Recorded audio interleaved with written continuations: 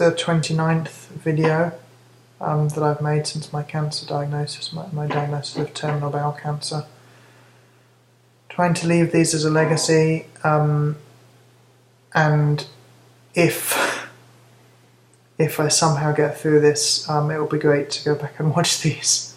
Chance of that happening are small, but not zero. There's a small but real chance that the immunotherapy you've been helping to fund is going to work. It could slow down my cancer and give me longer to live, and that might give me enough time for a new treatment to come along, because new treatments are coming along all the time.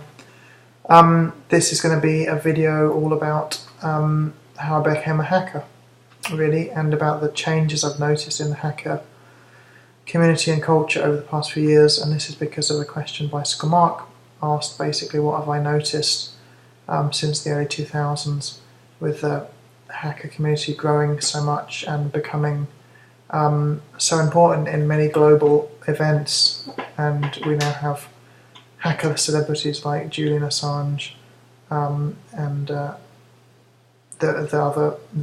the whistleblowers and these kind of people.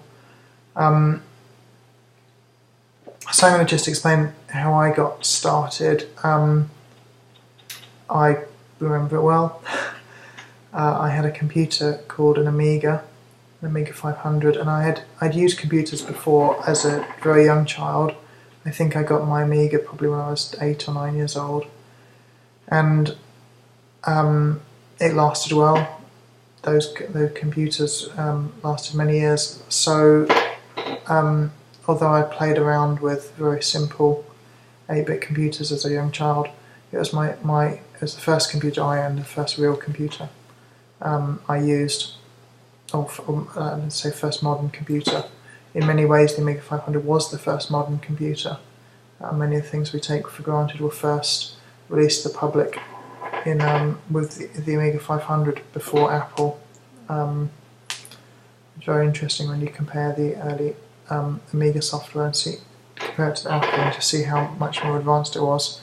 And Apple was far ahead of Microsoft at that time, so you can imagine how far Amiga was ahead of everything. But a friend of mine, my friend Edward Nichols, who was a year older than me, he was given a floppy disk at school called the Jolly Roger Cookbook, which is a collection of text files, and he didn't have an Amiga, so he came over and said we should try it out. And it was just mind-blowing. I think it was the first time I stayed up all night. I remember staying up all night and seeing the dawn. It was just the most exciting thing I'd ever seen. It's a huge collection of text files on subjects related to hacking and phreaking, which is telephone hacking, and also what we generally call the underground, which is making things like smoke bombs, doing lock picking, understanding how crime works, essentially understanding the unseen things, the things that regular people just don't understand and don't see. With the underground, we learn the techniques, we find how those things work. There was a text file about how to change your identity, so how to get fake identity by finding people who had were not using their identity due to death. There were text files on credit card fraud, both British credit card fraud and American credit card fraud, explaining how that worked.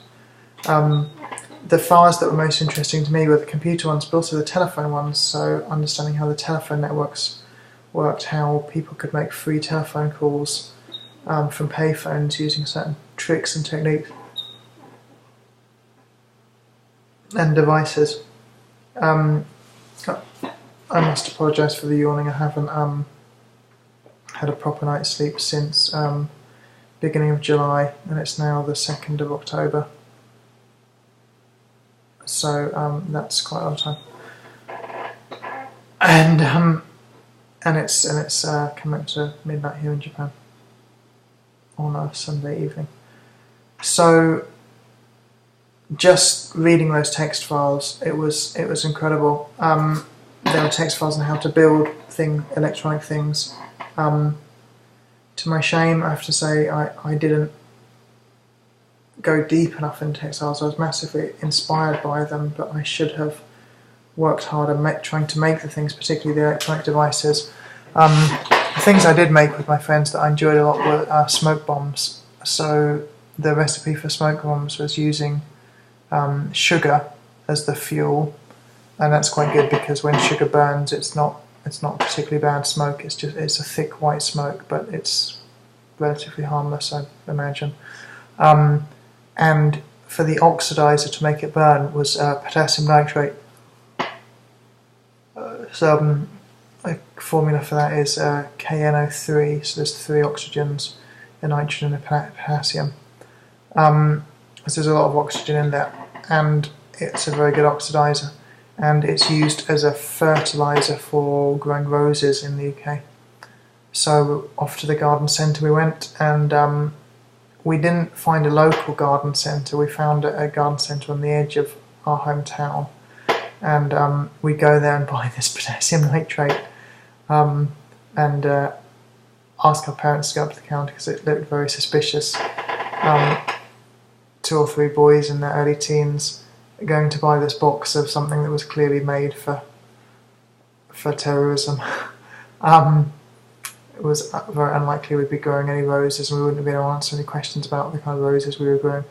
So that was a lot of fun. And to make it, ideally you melt the sugar and then mix in the potassium nitrate. The recipe said 40% sugar, 60% potassium nitrate, but with experimentation we changed this to 50-50 to make it burn a bit slower. With the 60-40, with having a lot more oxidizer, you tend to get a jet of flame coming out of the top of the smoke bomb, which I felt was quite dangerous, and although it looked amazing. So you'd melt this thing and then pour it into containers and stick bits of newspaper in, rolled up newspapers, fuses, or they suggested putting used matches in as fuses. It was so much fun. It was insane. I had a very long back garden, so we could sort of do it right at the end of the garden and sort of fill up the garden with a thick, dense white smoke. A lot of fun. And a couple of times we had it go off in the house by accident. Both times actually, once in my house, once in my friend Tim's house. Both times it was because of mixing up a new batch without cleaning the saucepan sufficiently from the old one, so there was still some smoke bomb material on the outside. Anyway, so that was one of the things that I got out of the Jolly Roger cookbook. But it was reading those first text files that really got me into it, and then I didn't do a lot really with the knowledge, and I didn't go and look for other sources of knowledge, which I should have done. And then years later, I was in Tokyo in the end of 2001, and I picked up a magazine called 2600, the Hacker magazine, Hacker Quarterly, rather, and bought it in Tower Records. And I could only understand about 5% of what was in the magazine. If you remember, end of 2001, the broadband had just been invented, basically. So it was coming. It was rapidly spreading in Japan. It had been heard of in the US and the UK, but most of the people wouldn't have had it. I got broadband very quickly. Wi-Fi was just becoming. I think Wi-Fi was sort of just starting to be a thing people heard of. Yeah, maybe even Wi-Fi was actually a bit later, thinking about it now. So it was just an incredibly exciting time, and fortunately this time when I did have the magazine and I could only understand 5%, I then went to the library and put in a lot of effort to find information and do some learning. And the local library had only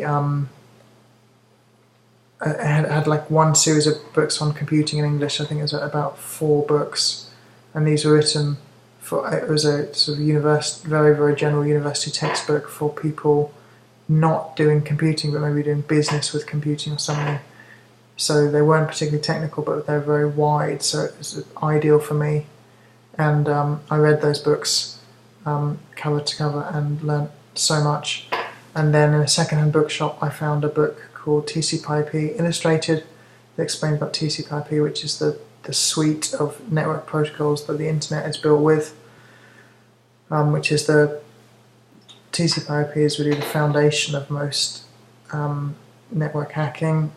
And I then found a book in a bookshop called The Hacker's Handbook by Dr. Chaos, and I read that, and my knowledge sort of mushroomed from then. And when I went back to the UK, and it was sort of 2004, I started going to HackerCons. There was an event in London called NotCon, which was an amazing sort of alternative technology festival with talks and with stuff going on. And I think the organisers expected about 50 people and got about I think it was close to I don't know, hundreds on the day. Possibly a couple of hundred people turned up. They were hoping that they managed to get 50 people and not have an empty event. And that year I went to the Chaos Communication Congress in Berlin, and I went to the Hackers on Planet Earth conference in New York, and I went to the DEF CON security conference in Las Vegas. And for a few years after that, I kept going to HackerCons, and now I just go, well, until recently I was going whenever I could. And it's changed a lot just in that short time since the mid-2000s. And I have to say, pretty much those changes have been positive, in that more people are involved. And I'm sure that in the mid-90s, you'd go to HackerCons, there might be 100 people, and now there might be a couple of thousand.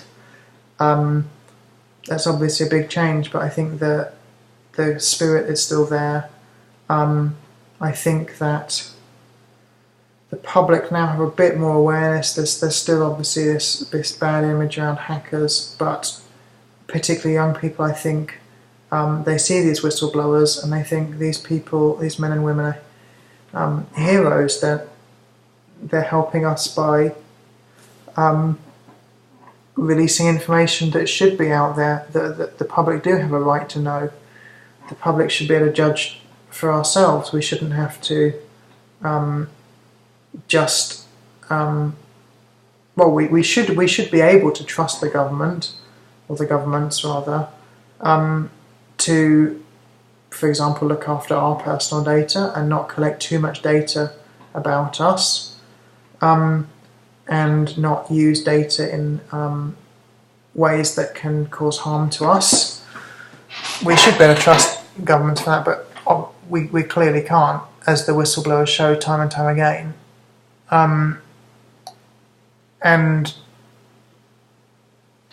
also I think that people, the average person, really thinks that countries should behave a bit better to each other than they really do. And when we see these big leaks, a lot of that is we're seeing bad behaviour, really. We're seeing countries spying on each other when the countries claim to be allies. We had the George W. Bush government bugging all the European Union people over. So I think there is now more public perception of some of the good sides of hacking. And I think that overall I've seen positive changes. If this has been interesting, please go to www.matthewdons.org. That's MATTHEWDONS.org. Thank you ever so much. Please make a donation if you can.